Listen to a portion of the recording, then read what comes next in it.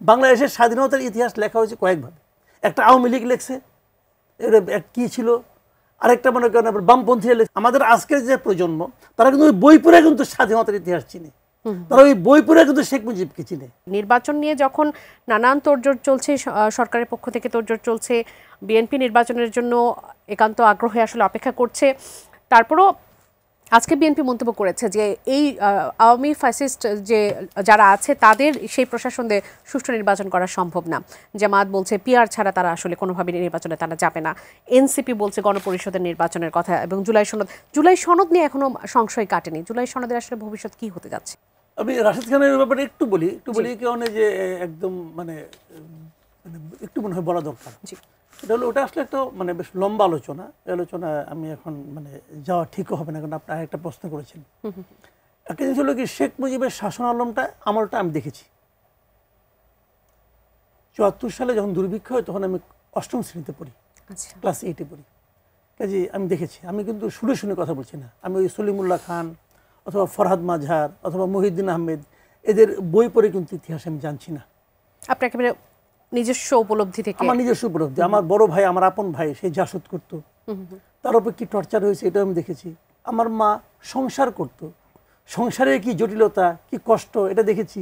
দুর্ভিক্ষের কি কষ্ট সেটা আমি ভোগ করেছি নিজে। কাজে আমি জানি শেখ মুজিবের শাসন আমল ৭২ থেকে ৭৫ পর্যন্ত দুর্বিষহ শাসন আমল, দুর্বিষহ। মানুষ অনেক কষ্ট করে, আমিও কষ্ট করেছি। আটার যাও চিনেন? আটার যাও চিনেন? যেটাতে পোস্টার লাগায় না, আটা গুলাইয়া, এটার মধ্যে চিনি দিলে আটা যাওয়া হয়। সেটা আমি দিনের পর দিন খেয়েছি। কাজে আমি জানি কষ্টটা কোথায়। আমি কিন্তু কোনো বই পড়ে বলতেছি না। বাংলাদেশের স্বাধীনতার ইতিহাস লেখা হয়েছে কয়েকভাবে।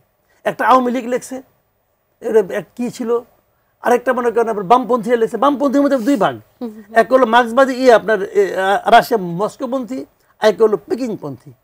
এরা এক একজন এক একভাবে ব্যাখ্যা করছে।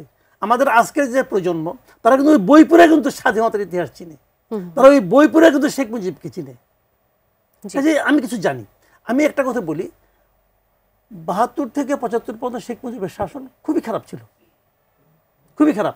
খারাপের জন্য যে সমস্ত যুক্তি দেওয়া হয় এখন, সেই যুক্তি আসলে 20% ঠিক। আচ্ছা, আর বাকি 80% ছিল ওরা দলের লোকজনকে নিয়ন্ত্রণ করতে পারেন নাই, তারা অপকর্মগুলো করেছে। এটা আমি জানি জিনিসটা, এটা আমি নিজেও ফিল করি। আমি ওনাকে মহামানব মনে করি না, যেটা ওনার কন্যা চেষ্টা করেছিলেন ওনাকে মানুষ না মহামানব বানায় ফেলাবে।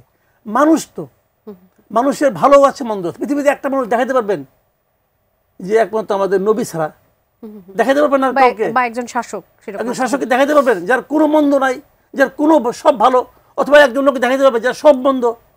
সব মন্দ কোনো পাবেন না আপনি, ভালো মন্দ মিলে মানুষ। আপনি যখন আলোচনা করবেন তখন যেটা নিয়ে আলোচনা করবেন ওইটাই সামনে চলে আসবে। কাজেই আমি মনে করি ইতিহাসে যার যা প্রাপ্য তাকে ততটুকু দিতে হবে।